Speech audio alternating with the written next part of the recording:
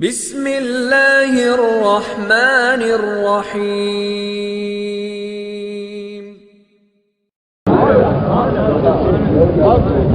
انتقال کے بعد کہتا ہے اچھا ہوا مر گیا، شریعت کا کیا حکم ہے؟ اب ظاہر ہے کہ ایسا آدمی تو انتہائی نافرمان ہے۔ اب اس کے متعلق یعنی جس قرآن نے کہا ہو کہ لا تقل لہما اف، اپنے ماں باپ کے سامنے اف بھی نہ کرو، اگر وہ اپنے ماں باپ کے لیے ایسی بات کرتا ہے تو ایسا آدمی تو انسانیت کے دائرے سے باہر ہے۔ سوال نمبر 1، قرآن مجید میں اکثر مقامات پر نماز کے ساتھ زکوٰۃ کا ذکر آیا ہے، اس زکوٰۃ سے مراد کون سی زکوٰۃ ہے؟ فقہ جعفری میں زکوٰۃ نوٹوں پر نہیں نکالی جا سکتی، جبکہ خمس نوٹوں میں پر نکالا جا سکتا ہے، حالانکہ دونوں کا مقصد بنیادی طور پر سوسائٹی کی بہتری ہے۔ چاند ہی سے ہمارے ایام کیوں مقرر کیے جاتے ہیں، جبکہ اس کے نظر آنے اور نہ آنے میں اکثر اختلاف رہتا ہے، اور ایسے سیارے جس کے ایک سے زیادہ چاند ہوتے ہیں وہاں پر بھی کیا یہی چاند کا اصول کارگر ہوگا یا نہیں ہوگا؟ اچھا، انہوں نے واقعاً سوال کرنے والے نے مجھے کوئی بہت بڑا فقیہ سمجھ لیا ہے، اگرچہ میں فقہ کا تعلیم تو رہا ہوں۔ تو جناب قرآن میں اکثر مقامات پر نماز کے ساتھ زکوٰۃ کا ذکر آیا ہے، اچھا ہے بھی یہی کہ اقیموا الصلاۃ وآتوا الزکاۃ، یہ قرآن مجید میں بہت ہے۔ تو یہ یاد رکھیں آپ کہ جس معنی میں آپ زکوٰۃ سمجھتے ہیں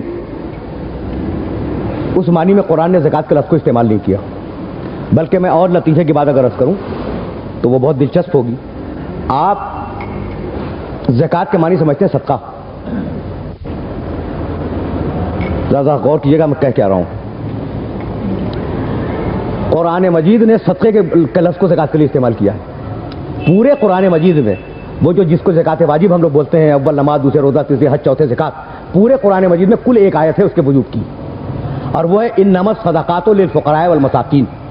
تو وہ جو زکوٰۃ واجب ہے اس کے لیے لفظ صدقہ قرآن نے استعمال کیا، اور جو لفظ زکوٰۃ استعمال کیا ہے وہ سب خیرات کے معنی میں استعمال کیا ہے۔ تو پہلی بات ہمیشہ اس کو ذہن کے اندر ذہن نشین رکھیں کہ جہاں جہاں بھی لفظ زکوٰۃ آیا ہے قرآن میں وہاں چیریٹی مراد ہے، کہ وہ ڈیوٹی جو صدقے کی ہے جسے آپ زکوٰۃ سمجھ رہے ہیں وہ تو آپ کو دینی ہے، اس کے علاوہ آپ اپنے معاشرے کی بہتری کے لیے جتنی سے زیادہ چیریٹی کر سکتے ہو اتنی زیادہ چیریٹی کریں، یہ ہے قرآن مجید میں زکوٰۃ کا مفہوم۔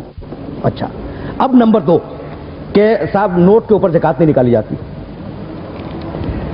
اب اس بات کو آپ کیا کریں گے کہ پیغمبر اکرم کے عہد سے لے کر اور ہمارے معصومین کے 9ویں درجے تک یا 10ویں درجے تک جو سکے رائج رہے ہیں وہ مسکوک سونے اور چاندی کے سکے رہے۔ مسکوک سے مراد جو ڈھالے جائیں سونے کے اور چاندی کے، اور معصومین کی یہ نصوص قطعیہ موجود ہے کہ ان سکوں کے اوپر زکوٰۃ ہے۔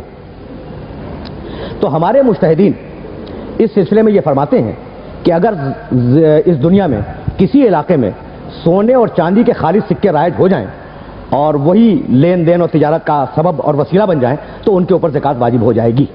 اچھا، اب آپ کہیں کہ صاحب اب یہ نوٹس ہیں، 1 روپے کا نوٹ اور 2 روپے کا نوٹ اور 3 روپے کا نوٹ، اس کے اگینسٹ میں سونا یا چاندی بہرحال کچھ نہ کچھ تو رکھا ہوا ہوتا ہے۔ تو حقیقت میں یہ ہے ورق اعتبار کریں تو آپ اس کی قیمت ہے، اور اگر اسٹیٹ بینک کہہ دے کہ 500 روپے کا نوٹ کل سے کینسل تو وہ کینسل۔